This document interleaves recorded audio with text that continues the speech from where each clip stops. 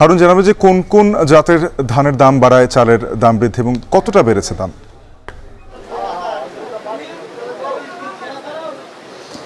শাফিন, ময়মনসিংহ অঞ্চলের চালের দাম কিন্তু বেড়েছে। গত 10 থেকে 15 দিনের ব্যবধানে সব ধরনের চালের দাম বেড়েছে। শুধু সুগন্ধি চিকন চাল বা চিনিগুড়া কালিজিরা চাল ছাড়া অন্য যে চাল রয়েছে সবগুলো চালের দাম কিন্তু বেড়েছে। আমরা এখন যে জায়গাটিতে আছি এটি হিজবুল্লাহ রোড, ময়মনসিংহ অঞ্চলের সবচেয়ে বড় চালের আড়ত হচ্ছে এটি। এখান থেকেই ময়মনসিংহের শহর সহ বিভিন্ন এলাকায়, আশপাশের বিভিন্ন উপজেলায় চালের সরবরাহ হয়ে থাকে। এই চালের বাজারে কিন্তু আমরা দেখতে পাচ্ছি যে ব্যবসায়ীদের সাথে কথা বলেছি এবং যারা ক্রেতা আছেন ক্রেতাদের সাথেও কথা বলেছি। তারা যেটি বলেছেন যে কয়েকদিনের ব্যবধানে কিন্তু কেজি প্রতি চালের দাম 2 থেকে 3 টাকা করে বেড়েছে।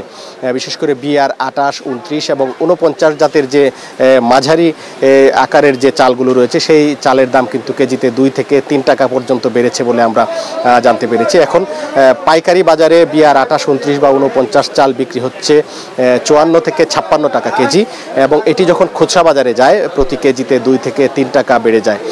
এবং যে নাজির শাইল কাটারি ভোগ জাতের যে চিকন চাল রয়েছে সেই চালের দামও কিন্তু কেজিতে 2 টাকা করে বেড়েছে বলে এখানকার ব্যবসায়ী যারা তারা আমাদেরকে জানিয়েছেন। অর্থাৎ 25 কেজির যে চালের বস্তা রয়েছে এটিতে চিকন জাতের নাজির শাইল এবং কাটারি ভোগ এগুলো 50 টাকা, 25 কেজির বস্তা 50 টাকা বেড়েছে এবং বিআর 28, 29 এবং 49 জাতের যে চালগুলো রয়েছে সেই চালের দাম কিন্তু বস্তা প্রতি 70 থেকে 75 টাকা বেড়েছে। এবং ব্যবসায়ীরা যেটি বলছেন যে এখন যে চালগুলো তারা বিক্রি করেছেন এই চালগুলো তারা কয়েকদিন আগে কিনেছিলেন, যার কারণে কিন্তু এই দামে বিক্রি করতে পারছেন এবং নতুন যে চাল তারা নেবেন সেই চালের দাম আরও বাড়বে বলে তারা আমাদেরকে জানিয়েছেন।